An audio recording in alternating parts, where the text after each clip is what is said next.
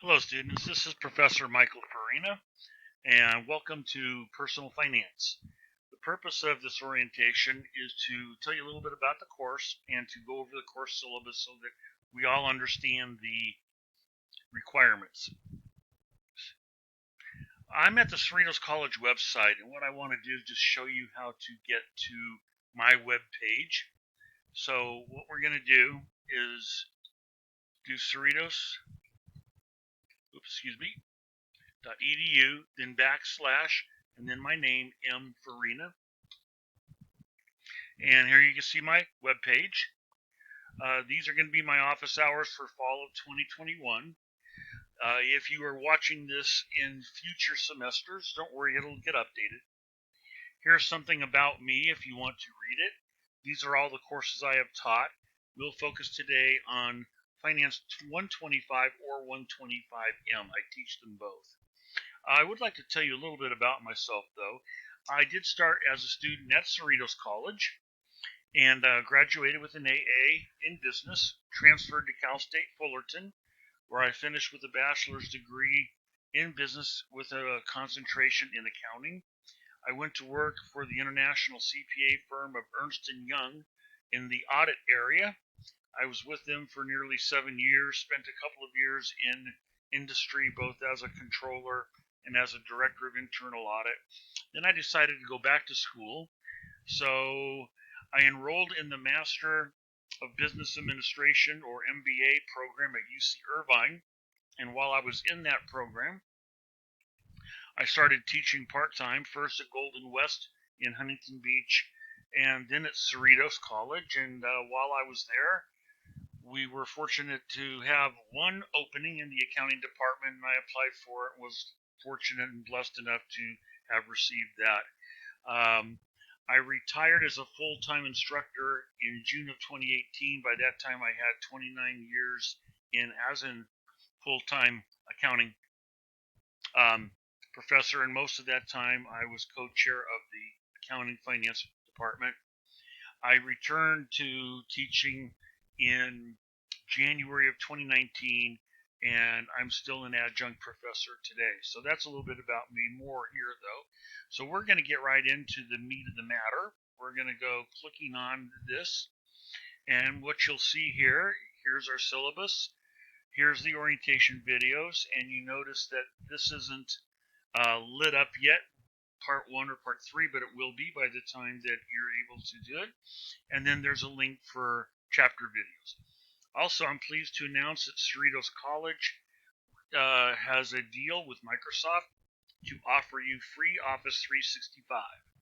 And there's your link. So if you don't have that on your computer, I highly suggest that you do. So we're going to open up the syllabus, and that'll be the primary focus of our conversation.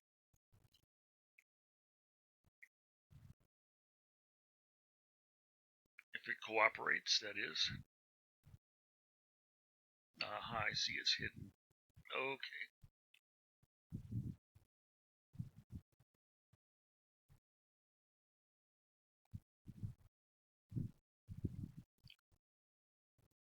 Finally, all right. This isn't Hollywood, but it'll work for getting you oriented. Okay, so here, why does it always do that? I don't want to see 2 pages. That's better. Okay, so our class, and again, this is for the fall 2021. If you're viewing this orientation video in future semesters, of course, the dates will be changed throughout the syllabus. However, the main content, will be the same. So our class starts on September 7th and it ends on December 17th.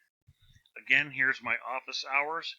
They are all virtual, and they are 11 a.m. to 12 p.m. on these days. My website is here in case you want to connect from this syllabus, and my email is here. Now, this is for Finance 125M. It has a prerequisite of Math 60 or equivalent. Now, if you're in Finance 125, there is no prerequisite. And I'm going to let you read the course description past that on your own, but if I was to summarize why it's important to have a good understanding of personal financial matters is this. The goal of this class really is to make you a better financial consumer. And that starts from thinking about going to college, uh, buying a car, paying for car insurance later on, buying a house, paying for home insurance, retirement planning, the pros and cons of, of, of credit, life insurance, estate planning. There's just a lot of things that almost all adults face. And to go in blind means, first of all, you could be at the mercy of unscrupulous people, and certainly there are a lot of them out there. But it also means that even if you're with an honest person, you may not get the most optimum plan. And so that's why this course is so important. Uh, it's taught online in a compressed 15-week format. So, and those of you that have had an online class before know this, successful of this completion of this course will require lots of discipline. Okay. Also, personal finance, accounting, they are more homework intense than other courses. I'm guessing, just from conversations with prior students, depending on your aptitude, you'll need 6 to 12 hours weekly. All right. Now, the text is a new edition, at least as of this date, which is September 2nd, 2021. It's now on the 7th edition, and the title is now Focus on Personal Finance and Active Approach to Help You Achieve Financial Literacy. Now, I strongly suggest that you do not hunt around for the best deal on Chegg or other places. I've seen so many horror stories from students that have bought a book online only to find it doesn't contain the access code for Connect. All of our assignments are done on Connect. Perhaps you've used Connect before, or if not, perhaps you've used Pearson MyLab. They are similar products. That's where you do all of your assignments. So I'm saying just go ahead, buy the bundle at our bookstore. Okay, it's a very good price, and in fact, the bundle price at our bookstore, because we use a lot of McGraw-Hill products, and I have an in with McGraw-Hill. I'm a co-author of the book used in our Accounting 100 course. We suggested strongly to McGraw-Hill that they discount the price, and what you're going to find is that the bundle at the bookstore is probably cheaper than just even buying the ebook directly from McGraw-Hill. So I really am not pushing our bookstore. However, it is the best deal. If you want to go mess around with Chegg and Amazon and all that, you better make sure that whatever you buy has a Connect access code. And I'm going to tell you from my history with students, most of them don't. Now, not having your book and or access code to Connect is not a valid excuse for missing posted assignment deadlines. All right, let's talk about grading. Each chapter has 4 different assignments in it. And by the way, as you can tell, there are 14 chapters in this book. So each chapter has an interactive video. The interactive videos are, I think, very well done. They kind of give you an overview of the chapter. There's some certain questions that will pop up and you answer them. And once you're done, you get 5 points. Now then after that, we have SmartBook assignments. SmartBook is not a video, but it is interactive. It will ask you questions and assess how well you know the material. And it's a way basically to force students to read the chapter.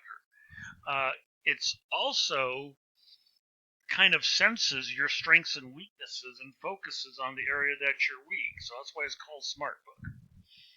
Once you're done with that, you get 10 points for finishing it. Now, prior to starting the Smart Book, I would have first read the interactive video, then read the chapter, then do Smart Book. Okay? The chapter homework assignments are pretty short problems. There's a few of them. I'll demonstrate that in orientation video number 3. And then finally, to wrap it up, each chapter has a 30-question quiz. They are objective questions.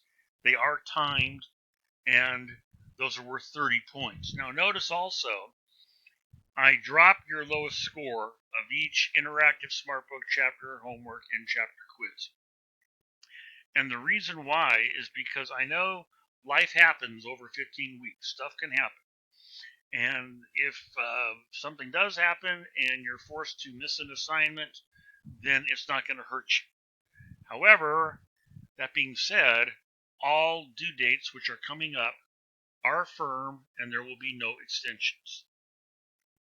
Especially for the most recent, latest and greatest invention from students, the family emergency. Like maybe your grandmother died for the 3rd time since you've been a student at Cerritos College. Well, if she did and was resurrected twice, great, but not an excuse, sorry.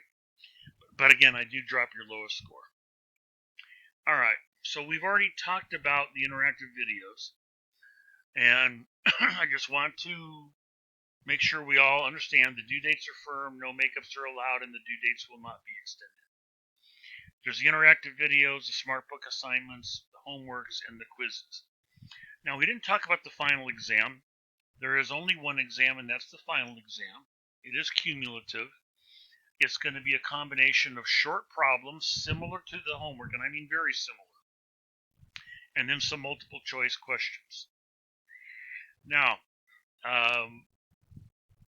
there's a function in Connect called Save and Exit, and it's a very useful tool for assignments that are not timed.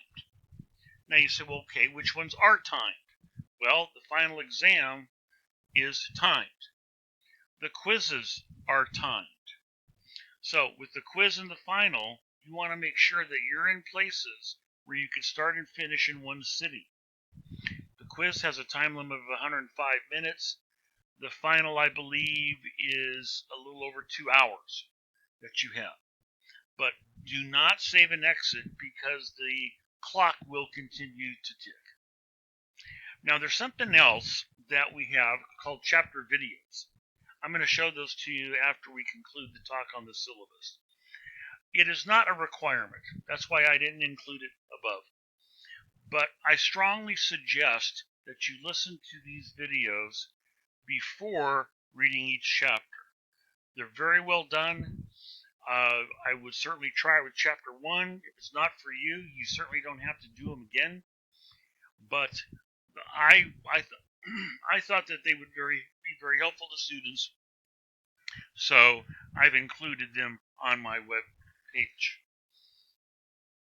Okay, this is a very important page of the syllabus. It's the due date, and you'll notice the due dates are listed here by chapter. So, for example, all chapter 1 work, which would be the interactive video, Smart Book, homework, and quiz, they're all due by 9/14. And what time? Well, every one is due, every chapter is due at 11:59 p.m., which is 1 minute before midnight. The final will be due on December 17th. It'll be available a couple of days earlier. All right, there's a couple things here that I wanted to go over, and one of them is that this is an online class, and so there is a requirement to be involved in the class. However, since we don't meet, I don't know if you're involved or not. Now, pre-online, what would happen is we would have the class meeting, and if a student did not attend, they would be dropped. So here's what I've done. You need to send me an email no later than Friday of the first week, and you need to tell me in that email you've listened to the 3 course orientation videos, you've read the course syllabus, and you understood them all. If I don't get that from you, you will be dropped on Friday night. Okay, also, a couple of other things.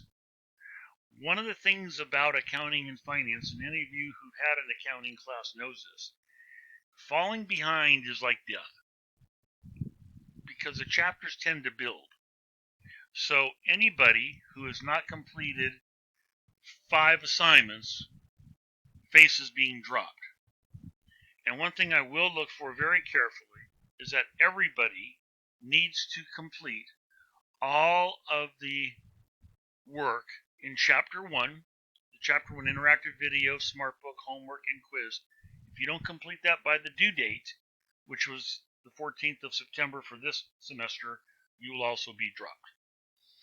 Okay, in case this doesn't work out for you or something happens and you need to withdraw from the class, hopefully not, the last day to drop with a W is November 22nd of this semester.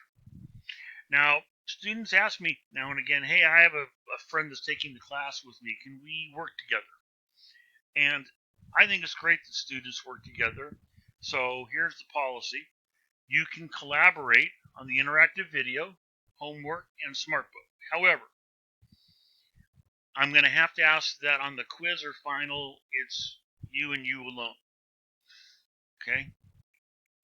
The rest of this is stuff that we have to put in nowadays because the powers that be feel that we need to. Personally, I don't think it's necessary to tell anybody that if you falsify your work, that's bad. But apparently, we have to tell you that now. So here I am telling you that. With regard to the email, I think I'm very good with this. I've been complimented by my students, and I think you're doing, guys and gals there, you ladies and gentlemen, are doing a lot of work.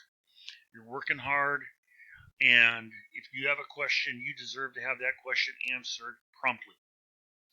I check my email daily, Monday through Friday, at least twice a day.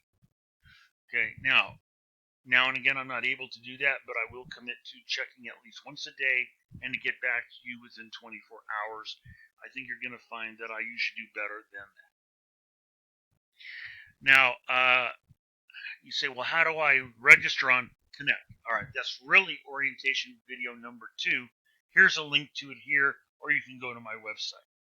Now, one thing that I want you to do is that when you enroll in our Connect class, your username in Connect should match your name at Cerritos. So, as an example, if your enrolled name at Cerritos is Juarez Maria D, that should be your username in Connect. Don't enroll as Maria Juarez. You say, well, why do you care? Well, here's the thing. To get you your grades, we can't really rely on Canvas. Canvas will tell you your scores, but their overall calculation, I can tell you, is wrong. If you don't attempt an assignment, it does not include it as points possible and therefore overstates your standing in the class. Instead, starting with about Chapter 4, I will send you an Excel sheet that has your real grades on it. I have to download those into Excel from Connect. If Juarez Maria D signs up as Maria Juarez, that creates a headache because you won't be lined up with the roll sheet at Cerritos. So please just make sure, look at how you're enrolled at Cerritos and make sure that your Connect enrollment matches it. Okay? These things are all about how to get to Connect, and it's pretty easy. You're going to get to Connect via Canvas. Okay, so there's no separate login. You'll enter your login and password, select an assignment name. You can print the homework assignments, not the quizzes. I'm going to show you how to do this in orientation number 3, but here it is written out in case that you like that. Now, we use something called Proctorio, and Proctorio basically locks down your browser so you can't go out to Chegg or any of these other sites and see if you can find the exact quiz. So go ahead and read through this. I have been told by McGraw-Hill that Proctorio works best with Chrome. If you don't have Chrome, you can download it from the site. If you have any questions, you can call the Connect Help people. All right, this is something that I like here. How to succeed. In other words, how are you going to maximize all your efforts to get the best grade possible? I would start out with listening to the chapter videos first, even though they're not required. Though they're not required. See page 3. We talked about it earlier. Then listen to the interactive videos. Make sure you pass with 100%. Then read the chapter. Then do the smart book. Make sure you pass with 100%. Then do the homework. You can have your books, your notes handy. There's something called practice problems, which I'm going to show you with video number 3. And then finally do the quiz last. Now, a lot of students seem to think this doesn't matter, and I've seen them start with the quiz and then work backwards, and they usually don't do very well. This is the sequence that I suggest personally. Of course, you are able to do whatever you wish as long as you get the assignments done. Now, what about the final? I'm going to email you a study guide. I'll also probably post it on Canvas. And finally, here's the student learning outcomes. The college requires us to put them in our syllabus. This is nothing you have to worry about. We develop a rating scale to see how classes did. It's done by class, not by student. It doesn't affect your grade, so you can read it if you want. It won't mean anything to you now anyway, probably. But hopefully by the end of the term, all this is going to make sense to you. All right, well, thank you for listening, and please accept my sincere wishes that you have a very fruitful time in this course and that you enjoy it and learn a lot. Thank you. Bye-bye.